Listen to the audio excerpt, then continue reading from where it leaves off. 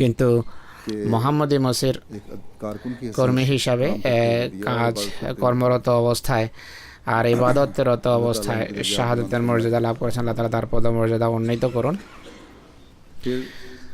পরবর্তী শহীদ হলেন আসলাম ভরওয়ানা সাহেব, মেহের রাজা খান ভরওয়ানা সাহেবের ছেলে। তিনি শহীদ মরহুমের পিতা হযরত মুসলিহ মাউদ রাদিয়াল্লাহু আনহুর যুগে বয়াত করেন। ঝাংয়ের নিবাসী ছিলেন, মেকানিক্যাল ইঞ্জিনিয়ারিং করেছেন টেক্সটাইল ইঞ্জিনিয়ারিং ইউনিভার্সিটি থেকে। আর 1981-তে পাকিস্তান রেলওয়েতে চাকরি নেন। মজলিস আনসারুল্লাহর ভালো কর্মী ছিলেন। ঘটনার দিন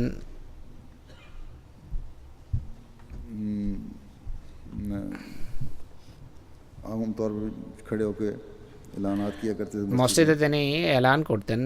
সাধারণত সেদিনও এলান শেষ করেন খুতবার পূর্বে। শাহাদাতের সময় বয়স ছিল 59 বছর।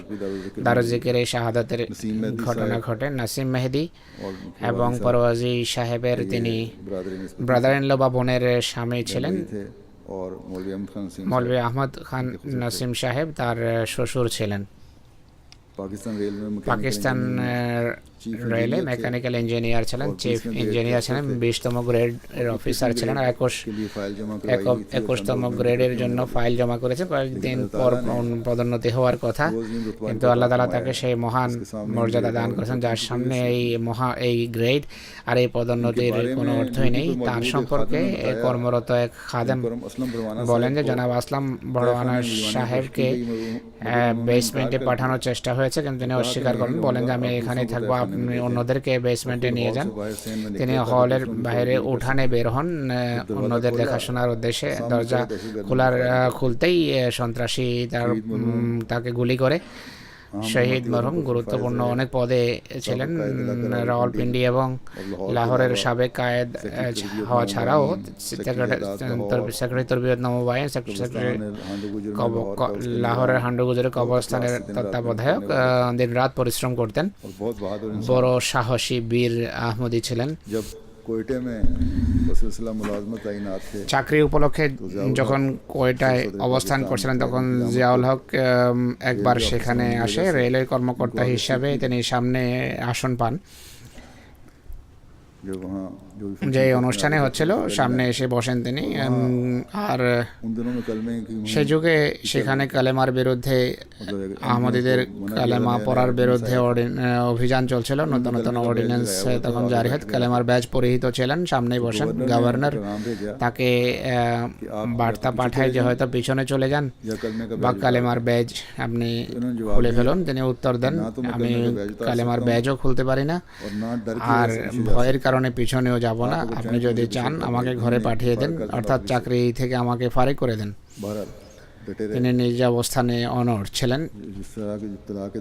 এমন পরীক্ষার যুগে লাহোরের আঞ্চলিক কায়েদ ছিলেন। আর পরিস্থিতি অনুসারে আহমদী যুবকদের ডিউটির জন্য প্রস্তুত করেন। নিজেও দীর্ঘকাল দায়িত্ব ডিউটি করতেন। মানবসেবী, মানবদরদী এক মানুষ ছিলেন। শহীদের স্ত্রী বলেন যে খেলাফত এবং জামাতের সাথে গভীর ভালোবাসা ছিল। জামাতি কাজকে সবকিছুর উপর প্রাধান্য দিতেন। জীবন উৎসর্গ করে বড় আনন্দিত ছিলেন। অবসরোত্তর জীবন উৎসর্গ করেন। স্বাস্থ্যের ব্যাপারে সাবধান ছিলেন, এই জন্য যে আমি ওয়াক করেছি এবং আমাকে জামাতের কাজ করতে হবে, তাই রীতি বা জামাত নামাজ পড়তেন। বড় বিশ্বস্ত, দেয়ানতদার, সৎ মানুষ ছিলেন। সর্বত্র সম্মান ছিল। পড়ালেখার কালে জামাতেই তার পড়ালেখার খরচ বহন করত, তাই রীতিমতো এতিমদের লালন পালন খাতে চাঁদা দিতেন রীতিমতো। এতিম কেননা তার খরচও দেওয়া হয়েছিল এতিম খাত থেকে। অন্যান্য চাঁদাতেও বড় উৎসাহ উদ্দীপনার সাথে আন্তরিকতার সাথে তিনি অংশ নিতেন। শহীদ মরহুমের এক আত্মীয় কয়েকদিন পূর্বে স্বপ্নে দেখেন, সব আওয়াজ এসেছে যে শহীদদের চিহ্নিত করার জন্য প্রস্তুত হয়ে যাও। হুজুর বলেন আমি দেখেছি, বড় বিনয়ের সাথে কাজ করতেন। আর কেন্দ্রীয় কর্মচারী যে পর্যায়েরই হোক না কেন বড় সম্মান করতেন। আল্লাহ তাআলা তার পদমর্যাদা উন্নীত করুন। আশরাফ বেলাল সাহেব শহীদ লতিফ সাহেবের পুত্র। শহীদ মরহুমের অধিকাংশ আত্মীয় স্বজন ও আহমদে ছিল তার নানা জনাব খোদাবক সাহেব হজরত মুসলিম মাউদ রাদিয়াল্লাহু আনহুর হাতে বয়াত করেন। ইংল্যান্ডের অধিবাসী আজ লাহোরের ঘটনার সময় পাকিস্তান যান, আর্থিক কোরবানিতে অংশ নিতেন। শালিমার শহরের বায়তুল জিকির নির্মাণ করে জামাতকে দেওয়ার সৌভাগ্য হয়েছে তার। ইঞ্জিনিয়ারিং বিভাগের সাথে সম্পর্ক ছিল তার, একটি ওয়ার্কশপ এবং ফ্যাক্টরি ছিল সেখানে। শাহাদাতের সময় বয়স ছিল 56 বছর।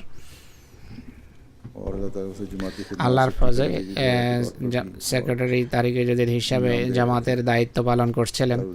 দারুজ জিকিরে শাহাদাত হয়, মৌসি ছিলেন।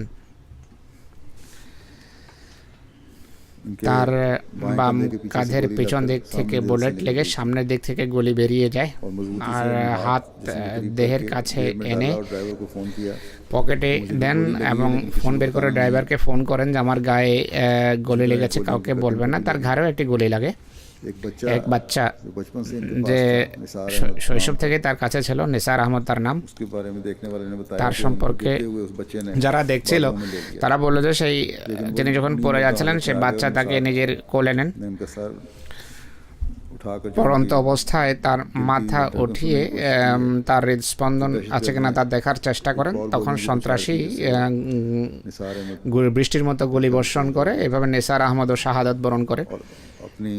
আর তার বিশ্বস্ততার স্বাক্ষর রাখে এবং শাহাদাতের মাধ্যমে সেই সাক্ষ্য দেন। সবসময় জিক্রে এলাহি ইস্তিগফাররত থাকতেন, নামাজে কাঁদতেন।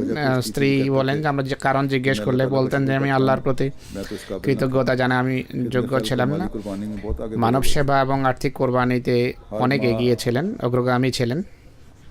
প্রত্যেক মাসে বেশ কয়েক লক্ষ টাকা মানব সেবার জন্য খরচ করতেন। ডিসপেন্সারি তার চলছিল, অনেকেই মাসিক খরচ দিতেন রীতিমতো।